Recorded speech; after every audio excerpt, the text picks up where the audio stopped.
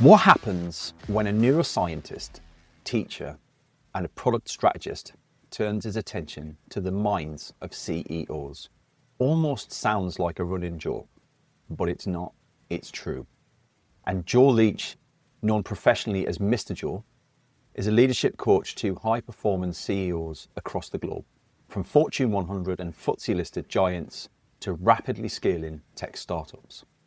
With a background in neuroscience and psychology, Joe began his career as a teacher before moving into the world of technology and product strategy.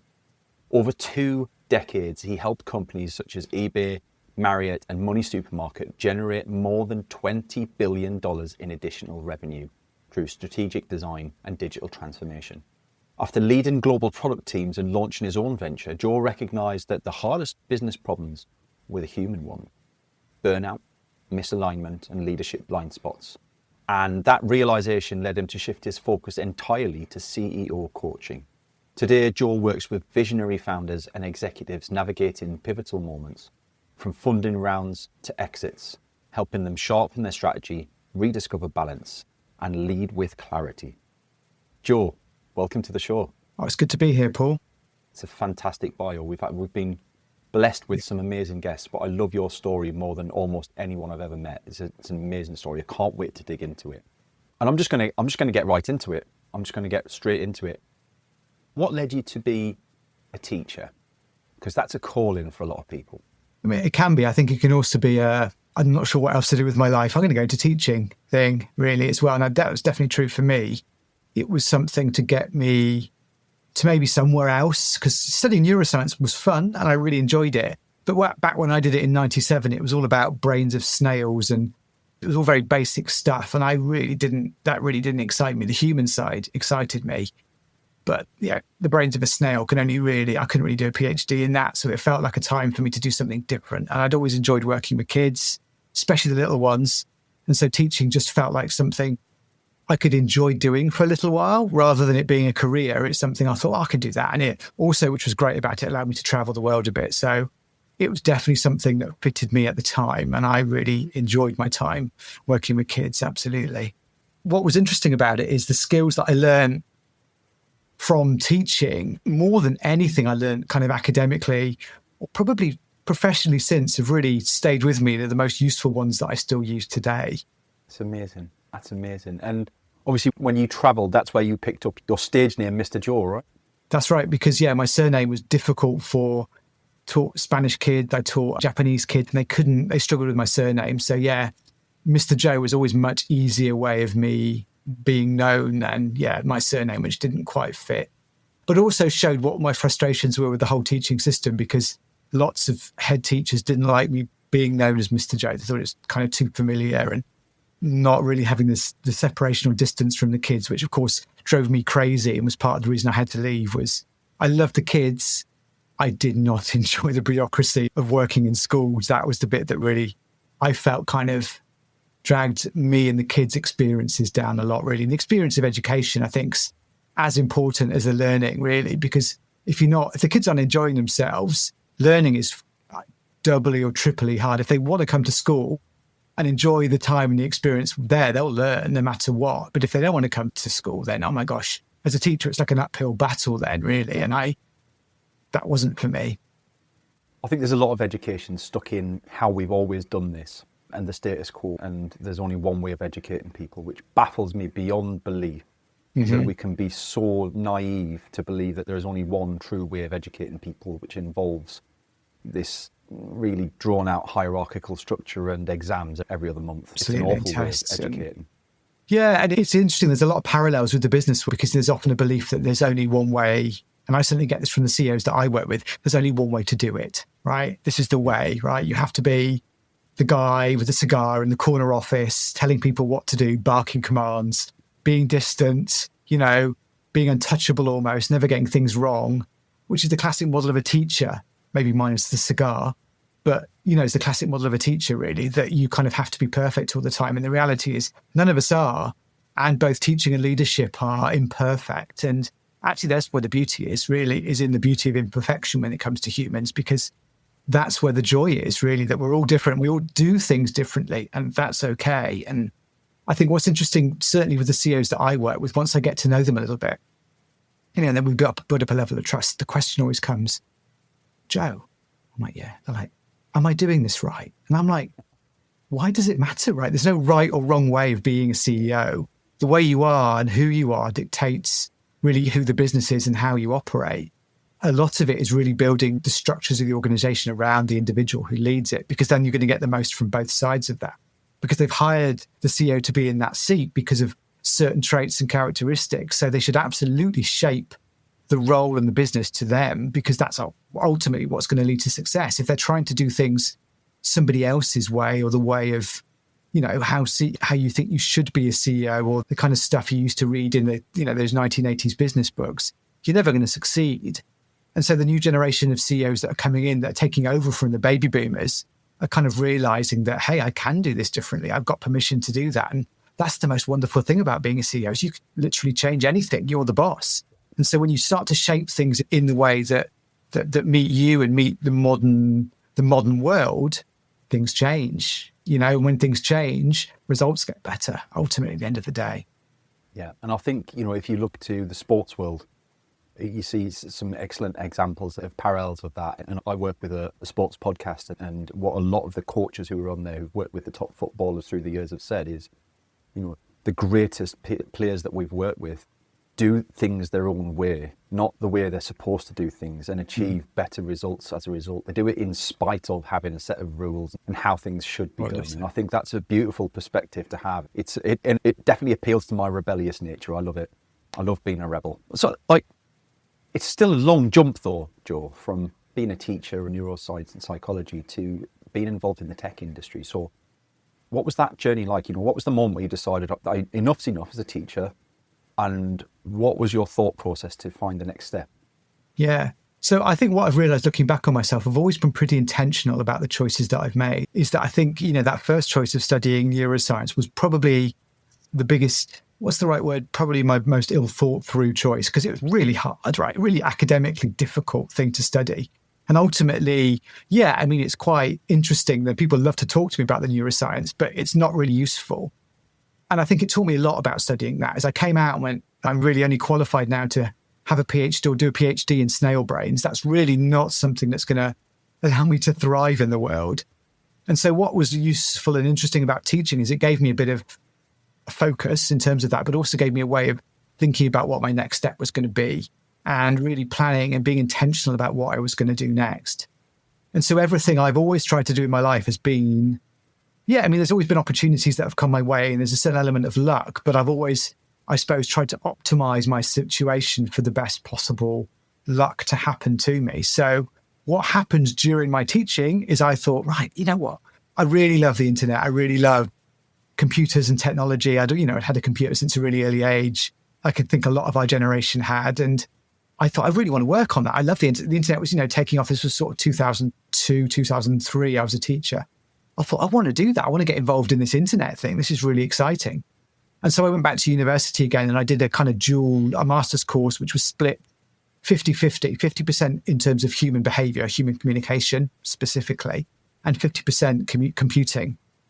And what it really kind of taught me, and the course was very practical. It was like, looking at how humans communicate with each other and how we communicate with technology, and how the two are vastly different. And they certainly were back then.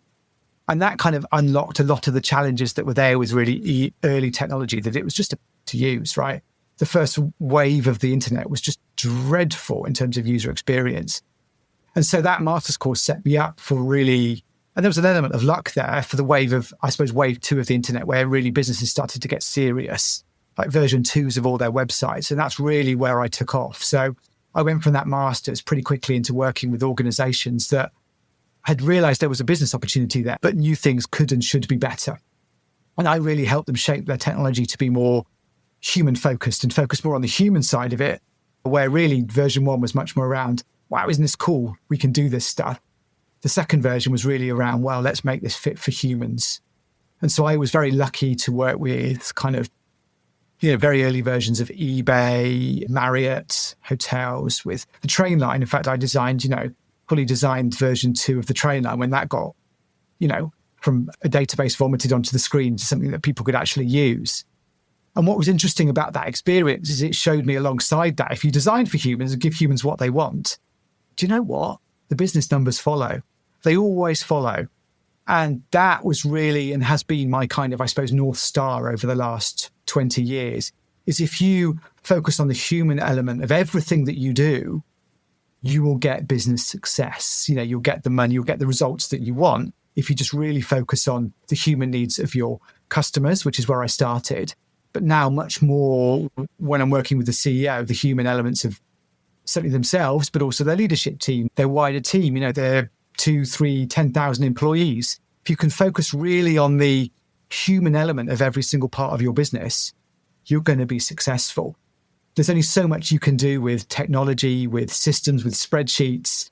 Don't get me wrong, you know, what measured gets done, but really ultimately in the human area is where success is generated and will be that for a long time to come, regardless of this AI wave or not. That's really where success is going to come from. So the work that I do and have done over the years is really about honing in on, well, what's the real human question at the heart of this? Let's answer that. If we answer that human question, hey, then everything suddenly becomes a lot easier and we know exactly what we have to do. Yep, I align with that. And I think, you know, if I think back to my retail days, and I was a bit of a nightmare to work with, if I'm honest. As a leader, I was very rebellious, had to understand everything to be able to buy into it. But one of the things I refused to buy into was that I'd be driven solely by numbers. The numbers, I still do. I'm in ADHD, so my brain doesn't really like the numbers. And I'd know the top level figures that I should do, but I'd spend all day training people and coaching people and developing people. And it used to really, I'm sure I was so frustrated to be managed by these people because they just wanted me to know our numbers and to lead through the numbers. And they'd come in and they couldn't pick a fault with the store. But I didn't know the numbers. So they would be massively frustrated with me. But yet, and so they struggled to do anything about it because the store's running, right? Like how they almost couldn't get their head around it. And I couldn't really explain what I was doing. I was just bumbling along, doing what felt right and what was enjoyable. And I think that's something that I see reflected in a lot of modern businesses who are doing really well, is that they almost couldn't care less about their numbers, you know. Well, I mean, they care, but I think what's interesting is you're right. So two points to that. Number one, rebels get results. They do, because they, as we've talked about before, they do things differently. They do the things their own way and they get results, which ultimately is what is important. Outcomes are much more important than any kind of process that you put in. And it sounds like for you, you were rewarded for your outcomes. And that can be quite hard for many organizations because they, especially when they get big, they put processes in to make sure things get done properly. And often those can quash innovative thought and innovative ways of doing things. And the reality is you need both sets of those things in your organization. So I love a great system called the entrepreneurial operating system. And it describes humans really roughly going into two buckets. You have visionaries like you, and you have integrators. And you need a combination of both of these sorts of people. You need visionaries who can say, hey, wouldn't it be amazing if we did this? Or I've got this great idea to do that. You have people who can come up with the interesting, rebellious, different ways of running an organization. And then you have the integrators who are like, I see you. I know how we can do that. I've got the processes to do that, the spreadsheets to get us there. You need that combination of somebody like you who's amazing at coming up with the ideas and coming up with the ways of doing things. But ultimately, you haven't got the skill set to follow that through. And that's okay, right? You just need a team around you that can do the follow through. So many of the founders that I work with, certainly founders, are absolutely like that. The kind of, I mean, it's so interesting on the journey I have with been coaching a lot of founders is we go on this journey of about, maybe 6 weeks in, I'm like, have you come across ADHD? Have you heard of this before? Yeah. And, I'm quite sensitive about it because my daughter does, my wife is also a wonderfully ADHD. And I see it in the founders. And often what I come into is when I'm working with founders, they hit that point where their business is growing and that visionary part is less important in that situation, right? They do need to be on top of the numbers. They do need to be creating a process-led business that can scale because ultimately scale is about process. And they are frustrated that they can't do that, right? They haven't got a to-do list. They've got, no structure in their life because that's always held them back. And so a lot of what I do is help them get people around them who are not like them, who are the people who integrate and build the processes around them. So one of the goals I always try to get to is all the CEOs I work with is no to-do lists, right? You should not have a to-do list, right? No, to-do lists are for integrators, for people who are great at getting things done. You pass that part of your brain and that part of your thinking to somebody else, that frees you up. Number one, to be much more a visionary, but number two, all those frustrations you talked about, they're no longer your problem anymore. You're not waking up at 2:00 in the morning going, what are the numbers? Is that spread? It doesn't matter because somebody else is on top of that. You're free to do the strategic stuff, to say, wouldn't it be amazing if we did that? Or how about we change this? Or you're coming up with the ideas and focusing on those ideas and purely running the visionary part of the business, but you've entrusted the process, the structure, the day-to-day, the finances onto a team of people who can, who can do all of that stuff on your behalf. Right? Yeah. And so stepping back to your career then, so you've stepped out, you've worked with some amazing, huge names, some smaller startups and everybody in between. Then you went through a bit of a trialing time for yourself, right? Like you stepped into your own startup with a team of friends. Yeah, I mean, as always with these things, you only look back on it and see that it was a tough time.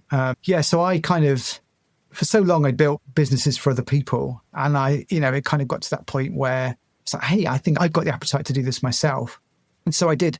I met two other people, friends of mine, and we had an idea.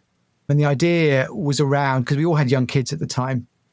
And the idea was really we'd build a platform to help busy working parents manage the chaos that is their lives, right? Two working parents, two busy work calendars, 2-3 kids, and all of the in between of those kids' schedules as well is a lot for everybody to manage. And it ends up ultimately sitting often on the shoulders of the mum who has to coordinate across all of these people's lives. And that's exhausting.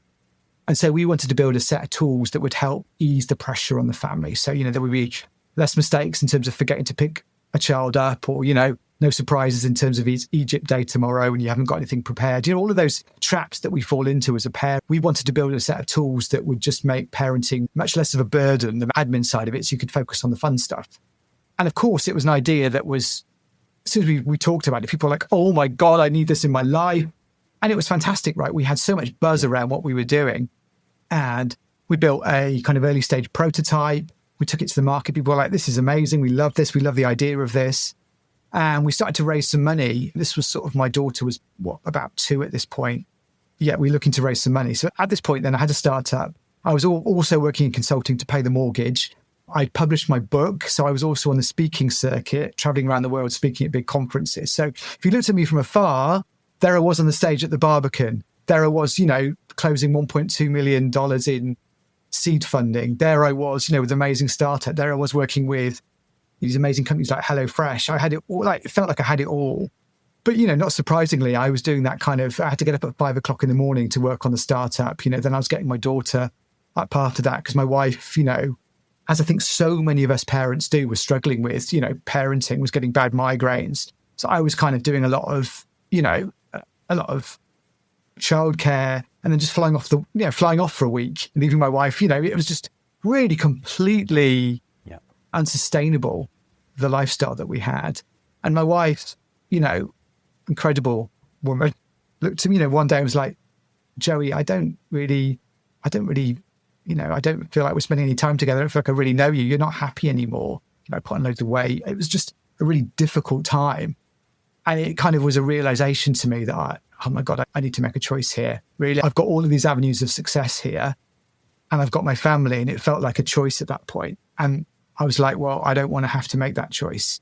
So we didn't take the money for the startup raise. So I left the startup.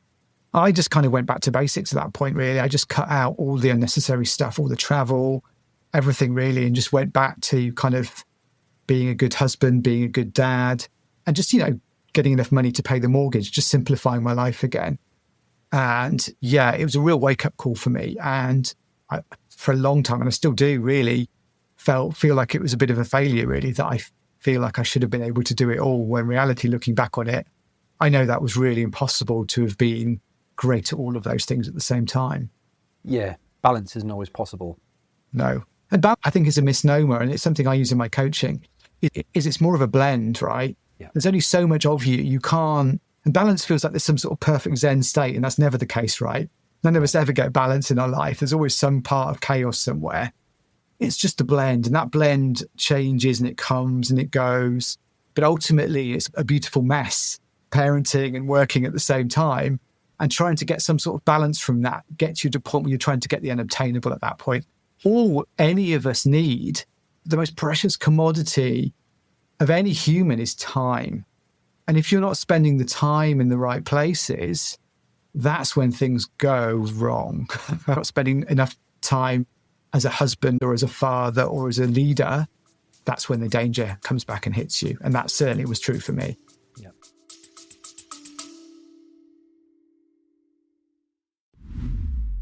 Special shout out in today's episode for our charity partners, ADHD Liberty, led by Sarah Templeton, who are part of the fight to prevent the school to prison pipeline for ADHD and neurodiverse individuals.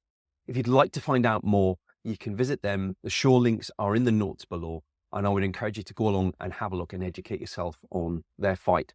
It's an incredibly important cause, and we're super proud to have them as charity partners for the MarketPulse Pros and Pioneers podcast. Thank you. Enjoy the rest of your episode. I think it's a fantastic story, Jordan. There's a lot of lessons that we can all probably see reflected in ourselves at times, but also learn for the future as well. And I guess that's something you also see a lot reflected in the CEOs that you work with, right? Like it's the same sort of challenges that they're dealing with. So with that in mind, how do you, there's a lot of coaches out there, let's be honest. It's a big space. There's a lot of people doing it. How do you separate yourself from the crowd? What's your niche?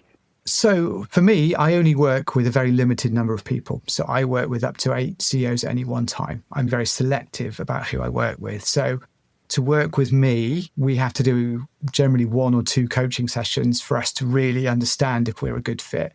It has to be a hell yeah on both sides of that. So I'm very selective in terms of who I work with. So I met the coach of the day who had upwards of 80 clients, which for me was bewildering in terms of how is it possible to be able to serve 80 people properly without it kind of becoming really cookie cutter? So I only ever work with 8 people, and I'm extremely tailored and bespoke to every single individual that I work with. I meet them at their level. What does that mean? Number one, I'm expensive, reassuringly expensive, I like to call it.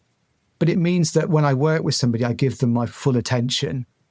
And that means me fully understanding their wider context and what really they're trying to achieve. So I don't come in with like cookie cutter methods or processes or, stuff that I've, downloaded off the internet that sound like, coaching 101. Really what I do is help bring the people I work with, their future into sharp focus, because often it's a bit of a blur, right? I'll be happy when I sell my business, or I'll be happy when we reach 20 million in ARR. I'll be happy when I retire. There's all these future versions of what happiness looks like for these people. And so a big part of what I do is bring that future into sharp focus and understand, well, what does happiness and success mean to you, right? Yeah, sure, it's comfort from having a certain level of money, but the reality is, the Beatles told us money's not everything, right? Money can't buy you everything. The reality is you need to understand what success means for you in terms of, fulfillment and happiness. And so a lot of what I work on is looking and bringing that future state into now. So if you're a CEO of a huge multinational business, maybe working 70 hours a week, dreaming about retirement, maybe you've got, and I know this sounds really challenging for a lot of people out there, I know CEOs who've got like 3 sports cars that they just haven't got the time to drive, like ridiculous stuff. And the reality is any of us really should be enjoying the things that we have, the time that we have, making the most of what we've got, not putting off enjoyment at some point for the future. So a lot of what I work on is really making success feel effortless. So really taking the effort out of it, meaning that you can enjoy life while you are enjoying your work. Really rather putting off that future state of, I'll be happy when, to bringing happiness right into what you do now. Like, classic one I was working on recently with the CEO was he had a really bad relationship with his teenage son. And he's like, I'm going to sort my relationship out with my teenage son in 2 years when I finish this particular CEO gig that I've got. And the stark reality is that we spend 95% of the time we spend with our children is in the first 18 years of their lives, 95% of the time. And so if you've got a poor relationship with your teenager, you need to fix that now, not in 2 years' time, because you've given up so much for that. And if you look back on your life, you're not going to remember those busy, crazy times as being a leader and CEO. You're going to remember the time you spent with your kids.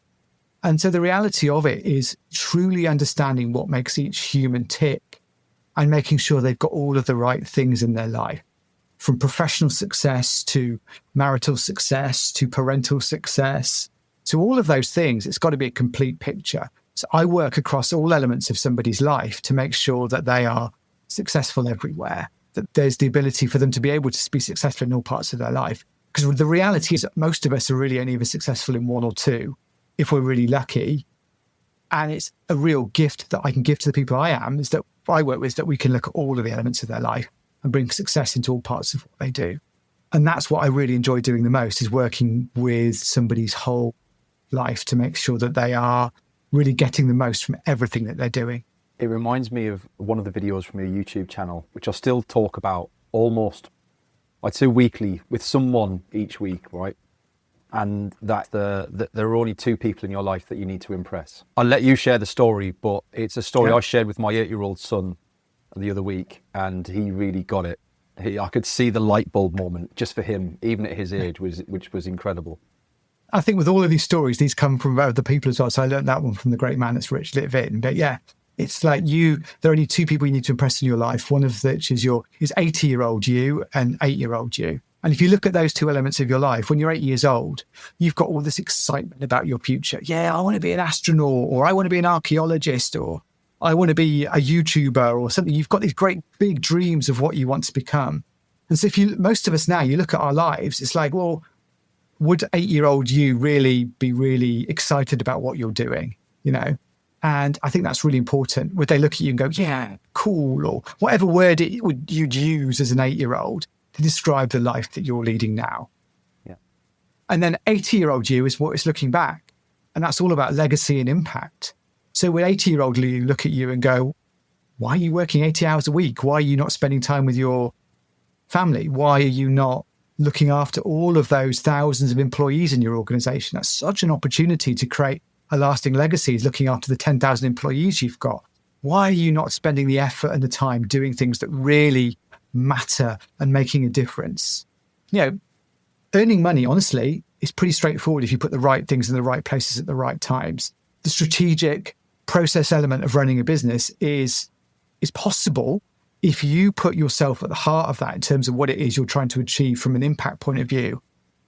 You're going to be much more successful. So you need the 80-year-old you to really feel proud of the things that you've achieved, and the 8-year-old you to look at you and go, yeah, you're doing good stuff. I really like what you're doing. So you've worked with founders who are on their way to exit, and you've worked with others that have exited more than once.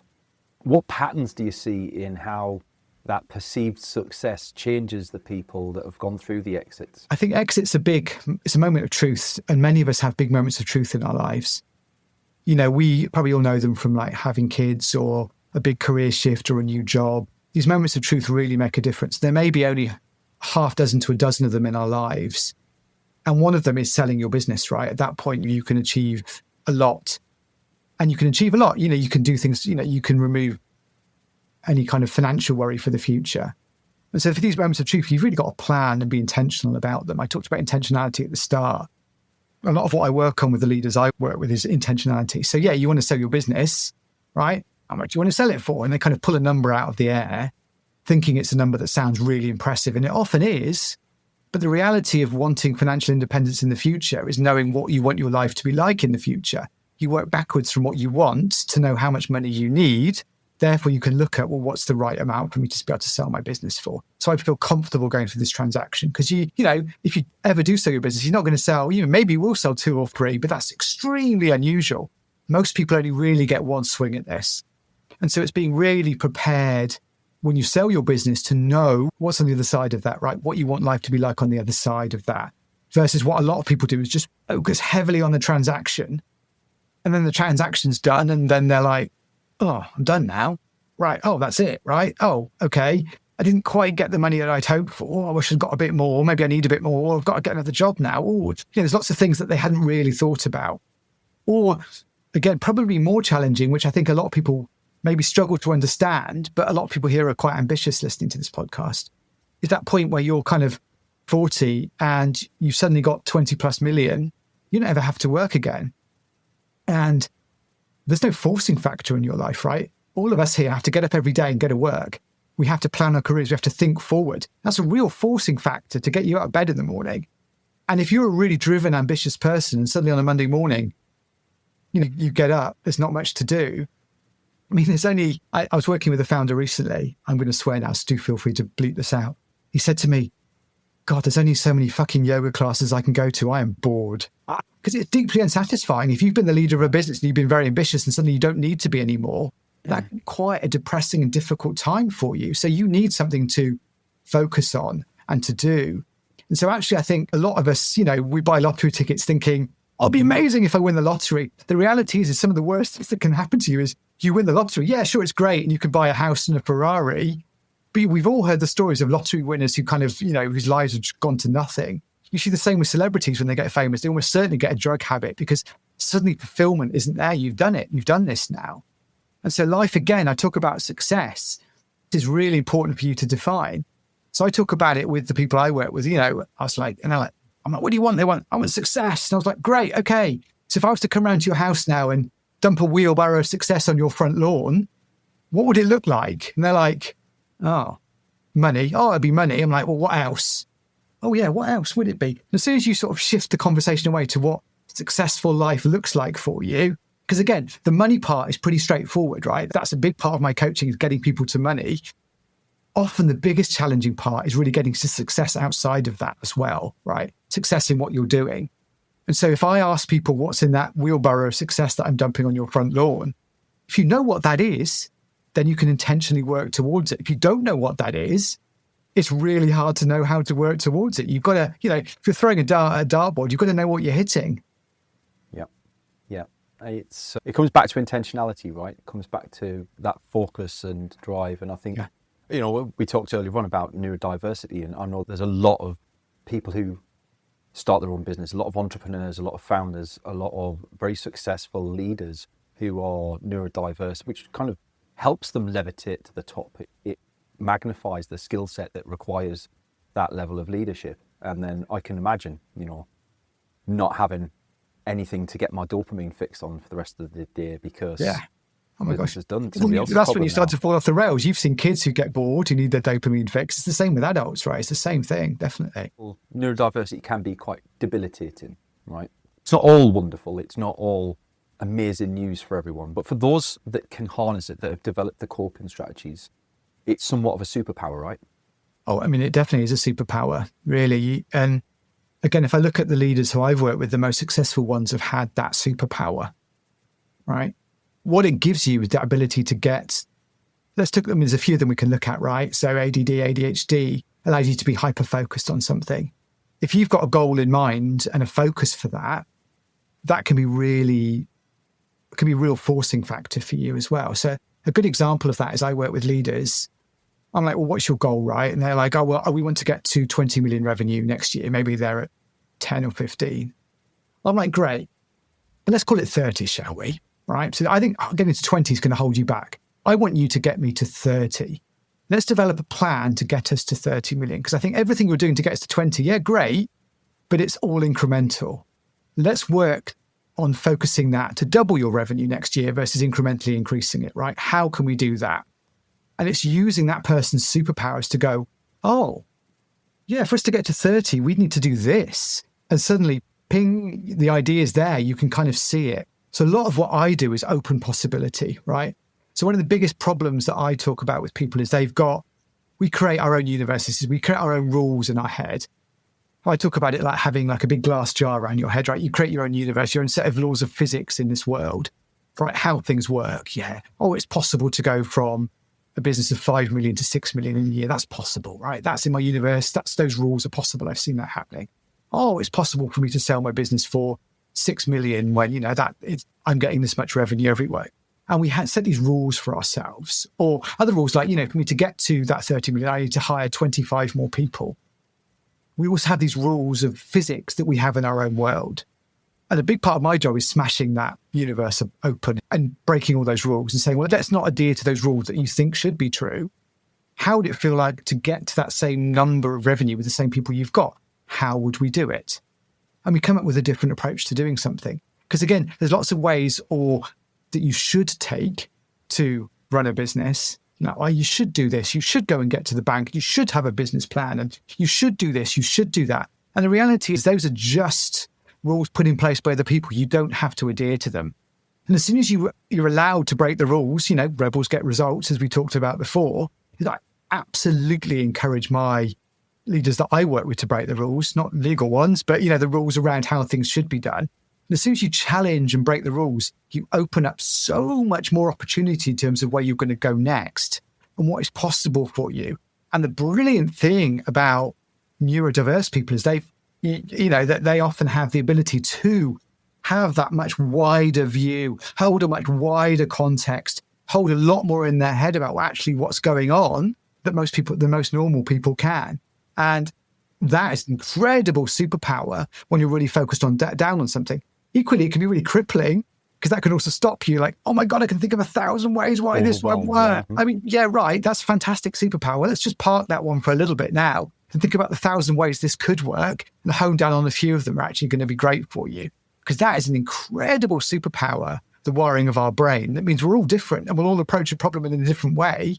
All my job is to do is to help you break the rules to really unlock what it is you think you can do to be successful. And I've done that with so many leaders over the years, businesses that have gone from $1 million in their first year to 10 million in their second year. I'm working with one at the moment. And an international technology agency, right? Where everybody told him it's a service business. You can't sell that for more than double annual revenue. He's currently selling it for 4 times annual revenue. All of these rules that you hear from the experts should be broken. And that can really unlock the future of what you're going on. So I've been working with quite a large FTSE listed building business at the moment to buy what looks like to be a larger competitor to themselves. And they wouldn't have thought that was possible, right? But they've put the structures in place to buy somebody who's actually slightly larger than them in the business they want to go into. Yeah, there's going to be challenges there for them, but they've unlocked the potential of doing something different that just felt or too audacious or too dangerous. They've actually figured it out because basically I've given them permission to try different ways of thinking. And hey, do you know what? Those things work. It's unexpected. I love it.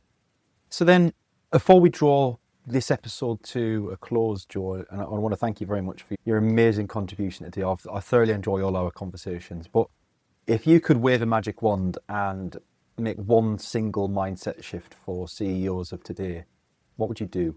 What would you have them change? I think for me, it's about letting go of the shoulds and the rules that they think they should adhere to, right? The stuff they read in Harvard Business Review every week, the stuff they read on the internet about how you should do it. The reality is you need to create your own path forward. If you're playing somebody else's game, you're never going to be successful, right? They're always going to beat you at their game. You need to create your own game and your own rules of doing things. And suddenly that unlocks so many different ways of doing it. So my number one thing I'd suggest you try and do is look at the rules that you're not questioning. Look at those rules that are out there that you think are solid, that can never be broken, and try and break them. Because you only get success when you break through the barriers that somebody else has put in place, right? That's what the best leaders always do. And so just challenge it, challenge assumptions, challenge questions. Often I work with a lot of leaders who've got a whole raft of advisors around them. They've got a board of directors, they've got a mentor for this, they've got an advisor for that. And they're getting all this advice all the time from all of these people. A lot of it sounds like shoulds and coulds and possibles. But the reality is it's really hard to know and to break through that. So I would always challenge everything that comes your way. Rules, assumptions, ideas, thoughts, everything. Just challenge it all the time. And the more you challenge, the more it'll unlock your thinking about different opportunities and different ways of doing things. And honestly, it's also a lot more. I love it. I love it. Ask why and why not at the same time. Love that. Yeah, absolutely. Brilliant. Paul. So if anybody's kind of listened along today, Joe, and they're curious about what they can do next to find out more about working with you or who you work with, where would you send them? So I'll tell you what I have got, which is something that your listeners might find useful, because I think a lot of them are in business anyways. I've got about 197 of my best questions for developing a strategy, for creating a new strategy, reviewing an existing strategy, pushing your strategy to the next level. It's a free download, and I've got that on my website, and I'd love to be able to give that to your listeners today and to kind of get their feedback on how they'd use these questions to better refine their strategy. Fantastic. So is that a link that we can send Yeah, people I'll put that in the show, and that's a free download for anybody out there who wants to, just sharpen their strategic edge by asking better questions, because honestly, that's my job. And I've shared my best questions with all the CEOs that I have worked with to better sharpen their strategy. Amazing. What a gift. Thank you very much, Joe. It's very kind. And we'll make sure that goes in the show notes. Cool. Joe, thank you so much for your time today. It's been an absolute pleasure. Thank you for listening or watching along, depending on where you found us. And as always, if you've got an idea for a guest, a suggestion for a topic for the show, feel free to send it in. And lastly, if you haven't already done so, I suspect you have. But if you haven't, give us a subscribe. Appreciate it massively. Thank you.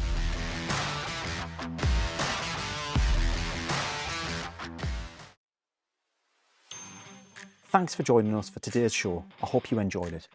If you'd like to feature on a future show, or you've got some ideas for folks who would make a great guest, please drop us a line. Contact details are in the show notes, and I'd love to hear from you.